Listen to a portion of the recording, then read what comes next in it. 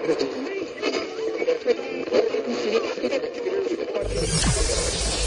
ready for unique, rare, and little-known treasures from the golden age of radio. You're listening to The Amazing World of Radio with Adam Graham. Welcome to Amazing World of Radio from Boise, Idaho. This is your host, Adam Graham. If you have a comment, email it to me, box13@greatdetectives.net. We continue with this series voted on by our listeners at patreon.greatdetectives.net, and our Summer of Summer Replacement series rolls on to the Johnson Wax program.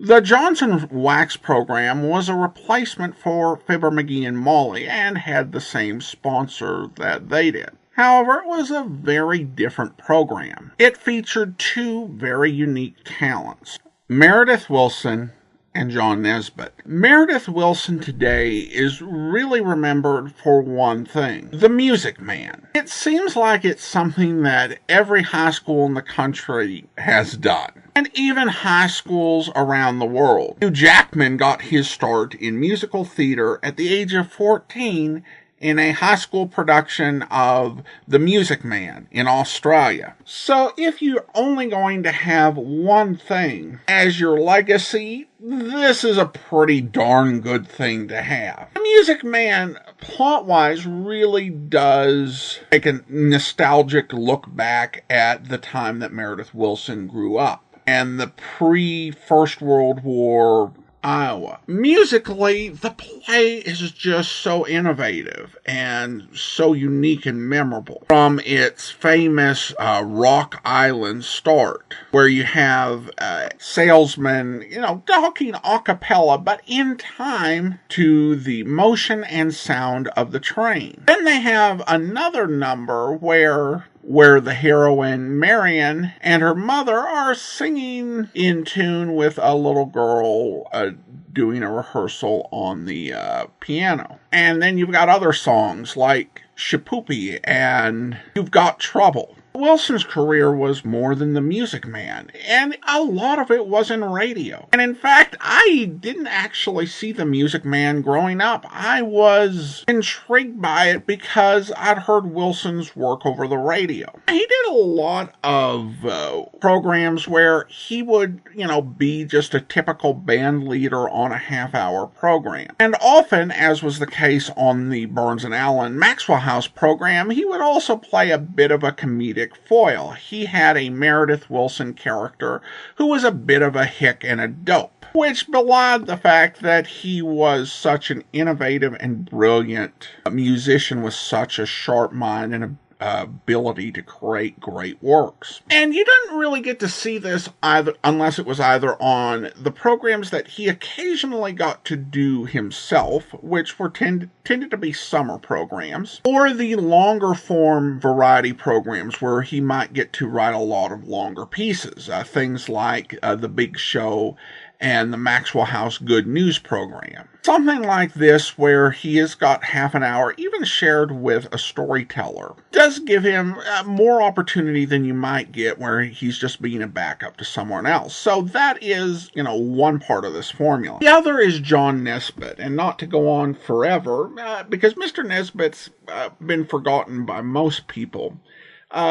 You could explain Mr. Nesbitt by saying that he was Paul Harvey before Paul Harvey was Paul Harvey. He was known as a storyteller. He told stories over the radio, but he was probably best known for movie audiences with his Passing Parade featurette. They were short films. They generally ran about 9 to 11 minutes, and essentially a scene would be playing out with Nesbitt narrating. These are really quite well put together. There are a few on YouTube. I'd encourage you to go search for the Passing Parade, John Nesbitt. They ran like 9 to 11 minutes in length typically. He did a few of these for radio in his own syndicated passage, which might have like a bunch of short stories in them. Again, very reminiscent of Paul Harvey. He also, in addition to working with Mr. Willson, would do a similar program with John Charles Thomas, the singer. In addition to this, several radio programs, including the Family Theater invited him on to tell the story of the Juggler of Our Lady at Christmas time. So these are two talents really underrated, but they make for an interesting combination here. So with that introduction, we're going to go ahead and get into Johnson Wax program. The first 90 seconds of this are a bit rough on audio side. I'm sure Andrew will do everything he can to make it sound as good as he can, but might be bumpy for the first 90 seconds, but it will get better. Original air date is July the 21st, 1942. Let's go ahead and take a listen. The Johnson Wax Program.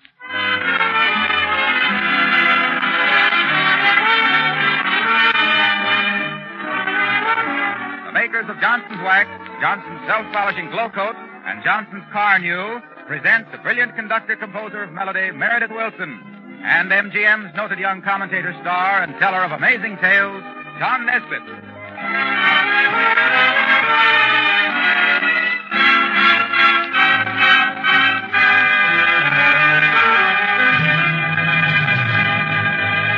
Ladies and gentlemen, this program, in the words of John Nesbitt and the music of Meredith Willson, with songs by Connie Haynes and Bob Carroll, is sent to you by S.C. Johnson & Son, makers of Johnson's Wax Finishes for home and industry. And now here are Meredith Willson and John Nesbitt.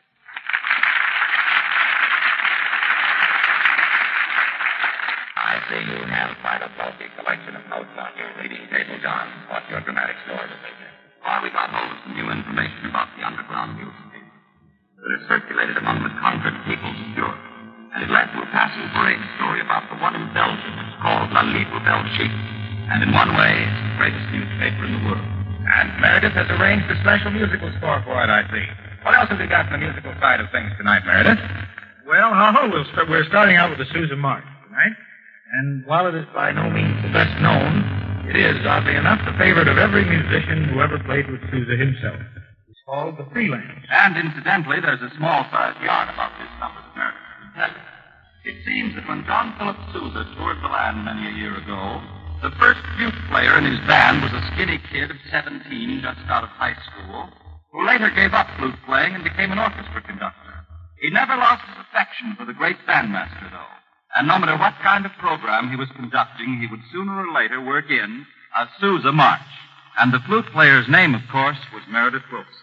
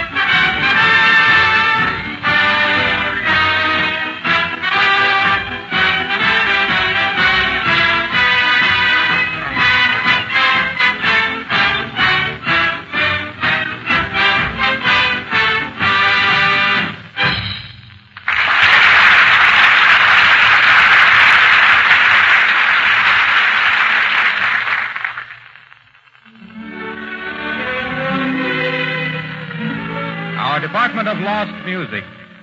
Another of those songs we've been featuring this summer, which John and Meredith have been selecting because, although according to musical experts they should have been hits, for unknown reasons they never had a chance. In 1940, a highly successful musical comedy began its run on Broadway. It was called Pal Joey. Its music and book were written by Rodgers and Hart, two of the top songwriters of the country. And of all the numbers in the show, the one that the cast liked best, the one that the critics liked best, and that the writers liked best, was one called I Could Write a Book About the Way You Look, a very sweet, gentle melody. This number was triumphantly presented to the country at large, was played sporadically by a few big orchestras, and then suddenly folded and was forgotten. Compared to many another Rodgers and Hart tune, it was a failure. But no one knows why. It remains a mystery, and as such we play it on our collection of lost music.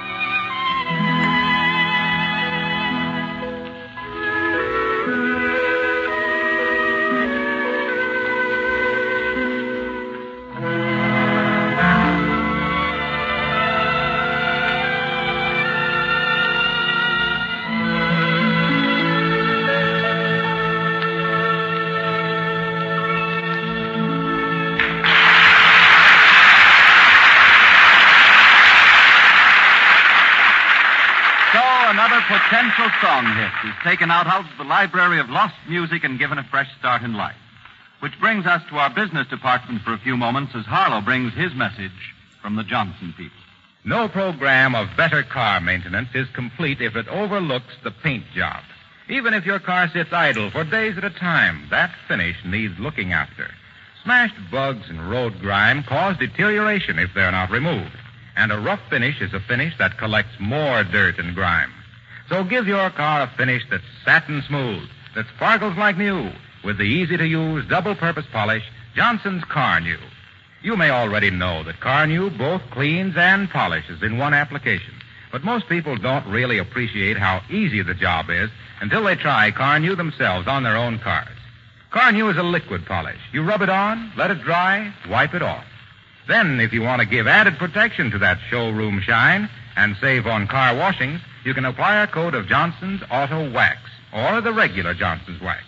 Tie a string around your finger now as a reminder to buy a package of Johnson's Car New, spelled C-A-R-N-U.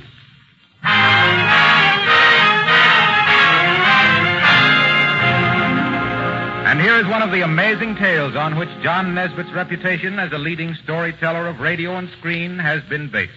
Tonight, it is the story of a tiny newspaper. Yes, a tiny newspaper.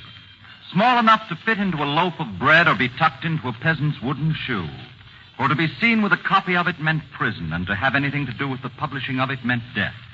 Yet the name of the newspaper means life. La Libre Belgique, free Belgium, live Belgium.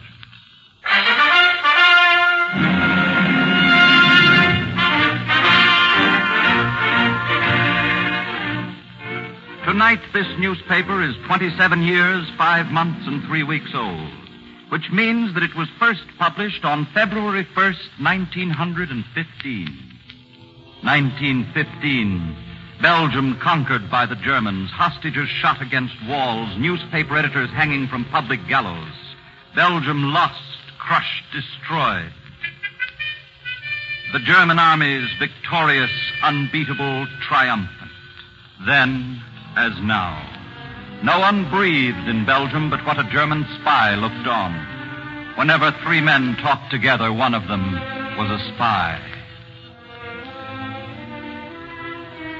Yet, on the morning of February 1st, a pretty Belgian girl appeared at the office of the German governor, left him a perfumed pink envelope. Quite flattered and fancying that it might be a love letter, the Governor General opened it. It wasn't a love letter. Inside was a little newspaper, Volume 1, Number 1, La Libre Belgique, free Belgium, live Belgium. A newspaper that cried out complete loathing for the Germans, blistering contempt for them, gave the facts about their military reverses, gave the news of America's growing sympathy, cried out in every sentence that Germany would one day be destroyed, that Belgium would one day live again. Who was writing the newspaper? Where was it being printed? To the German secret police, this became a nightmare. For every single week, a copy would be delivered to the Governor General himself. He would find it under his desk blotter, stuck into his overcoat pocket, lying on the seat of his car. And week after week, month after month, it went out to 200,000 Belgian people. Every wind began to distribute it. And wherever it found a reader, a man took up hope.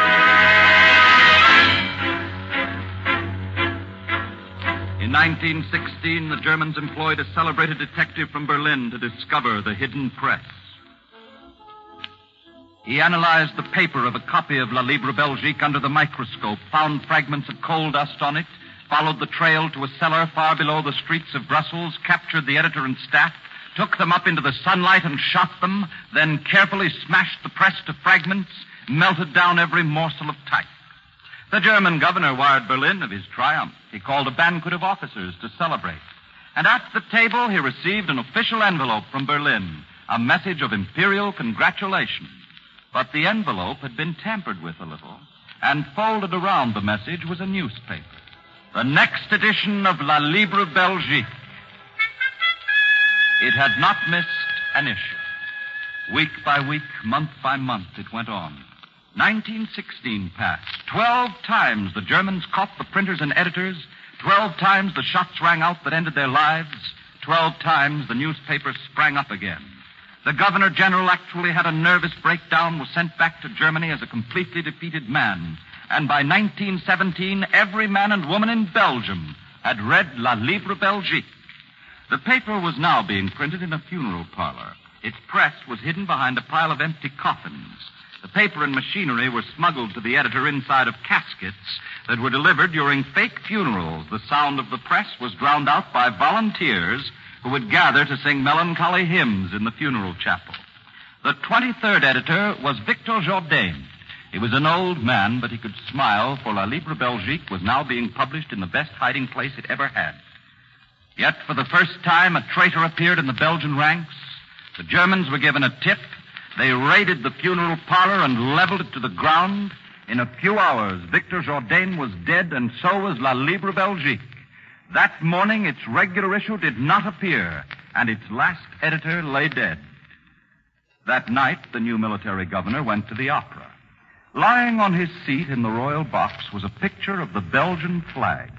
The picture was printed on the front page of a newspaper, La Libre Belgique, issue number 143, still wet from the press.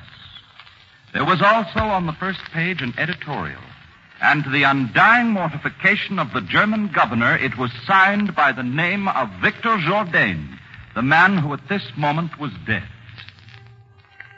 Who printed the paper now? The Germans would never know until they were driven back in defeat. But it was the wife of Victor Jourdain who had secretly received the copy from her husband as he lay dying, who had taken it to the last hidden printing press of the underground newspaper, there set it up and printed the entire edition with her own hands. That editorial is one of the bravest pieces of newspaper writing ever printed. And it reads, "You came and took our lands, and laid waste our homes, and called yourselves our masters. But the time will come when we will drive you out again. We will never stop fighting you so long as a single invader remains on our soil." 2 weeks after the Nazi conquerors rode into Belgium in the year 1940, they discovered that an underground newspaper was rousing Belgium to its lost faith, a paper called La Libre Belgique. It goes on tonight, despite all the Nazi Gestapo officers in the land, despite the new punishment of torture before death, despite princely rewards offered by the helpless conquerors. 100 of these secret newspapers are published over Europe now. 100 secret broadcasts weekly to back them up. The Axis conquerors are so nervous over how they receive the news that even this program, innocent as it is, and the words I am speaking at this moment, are being carefully taken down somewhere by Axis translators and examined to see if this story hides a secret code. But there is no secret here. The news is that America now labors for you, men of Belgium, editors of La Libre Belgique, wherever you are, editors of all the other hidden papers, wherever you are. America works day and night. The armies are growing. The sacrifices are just beginning. That the hour will come when the flags of every free people will fly over their own soil again. Libre Belgique, free Belgium, live Belgium. Live, men of courage everywhere.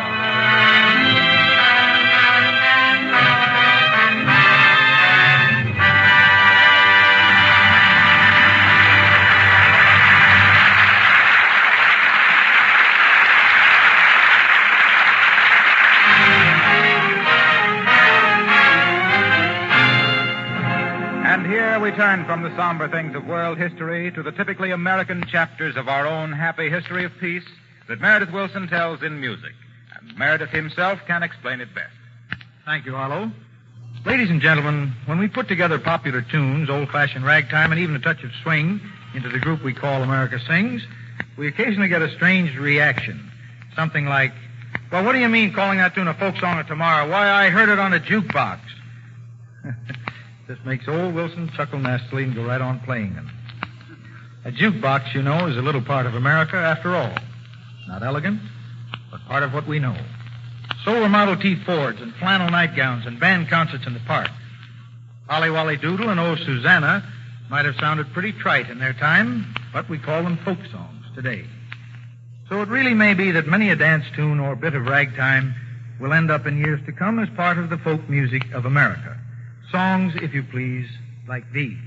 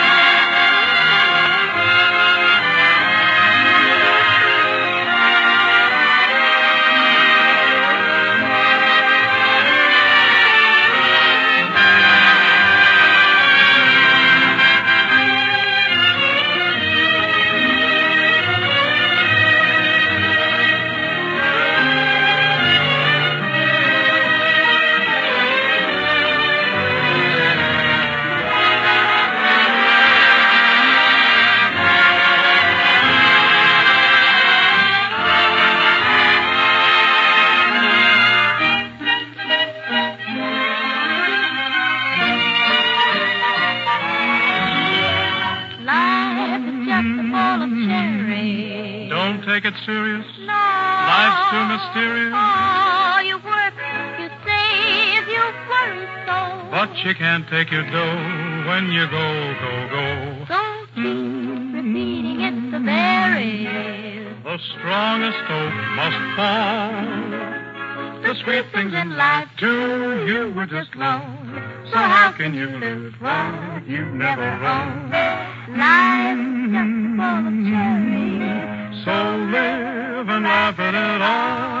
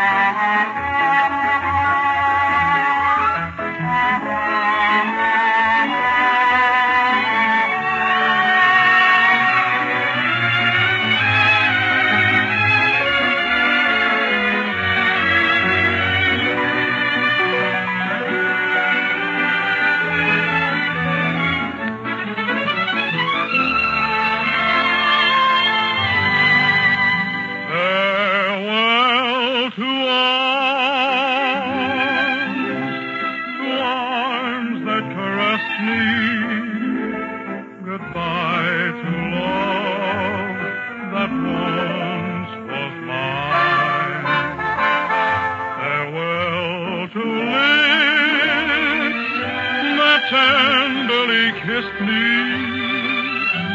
Goodbye to dreams that were divine.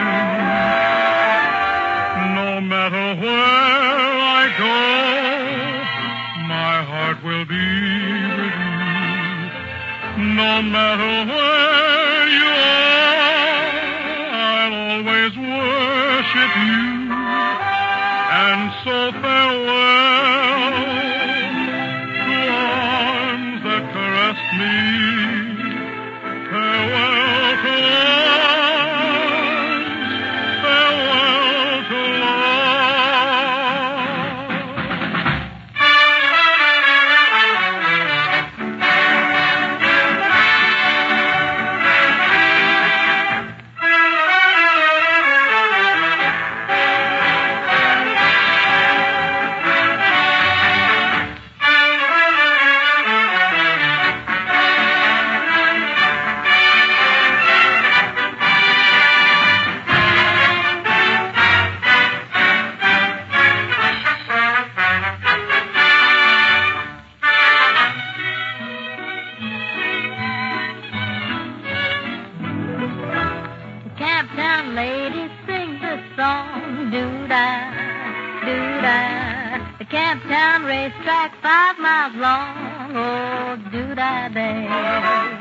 come down here with my hat caved in.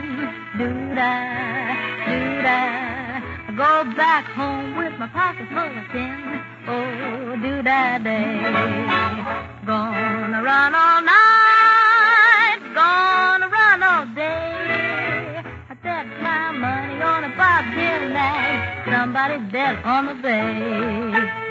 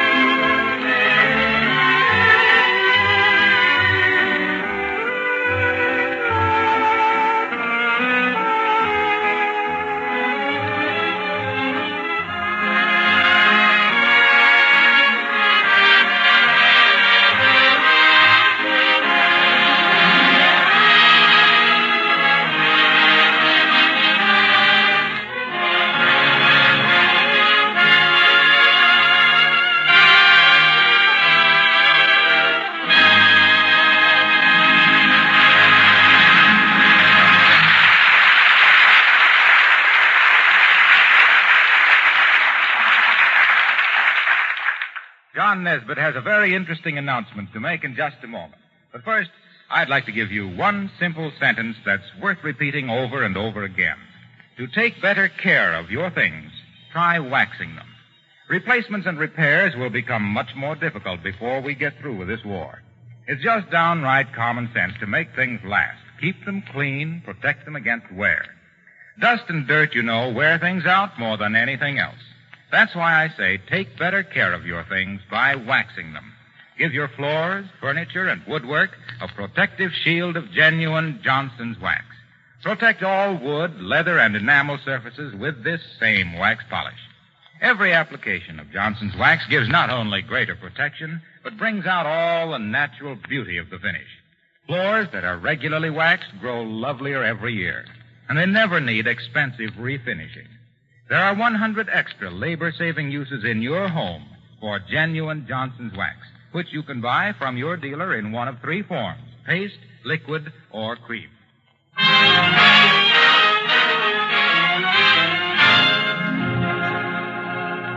Ladies and gentlemen, if you have some old worn-out phonograph records in your home, will you give them to the authorized representatives of the Records for Our Fighting Men Committee, the American Legion or Legion Auxiliary or the Girl Scouts, who are planning to call at your house any day now? The proceeds of this record drive will be used to purchase thousands of brand new records for our armed forces everywhere. No one is in more desperate need of music and relaxation than a fighting man. Your old records will help bring it to you.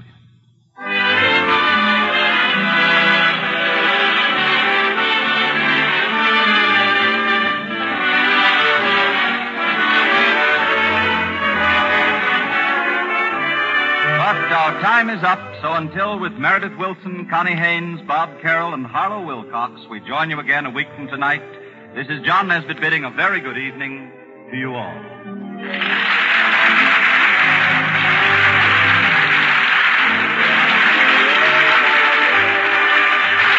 Speaking for the makers of Johnson's Wax Finishes for the home and industry, this is Harlow Wilcox, inviting you to be with us again next Tuesday night. Good night. This program reached you from Hollywood. This is the National Broadcasting Company.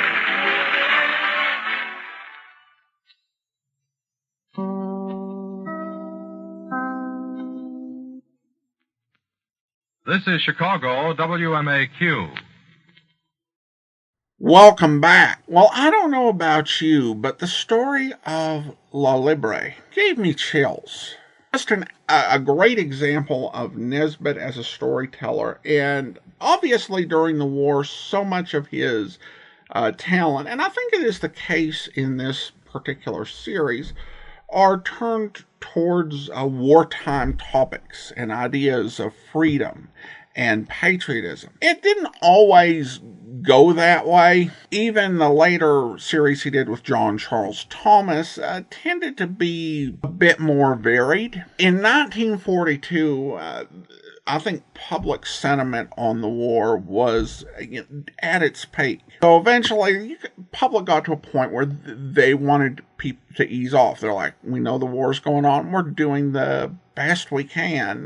We kind of would like a little bit of diversion from it every now and again. And I liked Meredith Wilson's talk about songs being played at the jukebox as the folk songs of the future. And it's not, exactly right. I don't think we view old popular music exactly the same way as folk songs. Just because folk songs, they tend to, have that origin of, really having this sort of grassroots, earthy sort of feel to it. Stuff that ended up in jukeboxes really was the first songs to become mass media. Have, more of a polished feel, from the start. But still, there's something about them that if you hear, certain old song or a certain voice, it just takes you back to that time. Another note here, Connie Haynes, who does some of the singing here, would later become noted as the singer for the Abbott and Costello program for Camel cigarettes. All right, well, I hope you enjoyed this program. We're going to come back next week with another episode of the Johnson Wax program, which will be the maximum we'll do of any one series. Most of these will just do one episode. Johnson Wax will do 2, and there are a few others we'll do 2 of. But we have a lot more to get to. But next week, another episode of the Johnson Wax program. In the meantime, send your comments to box13@greatdetectives.net. From Boise, Idaho, this is your host, Adam Graham, signing off.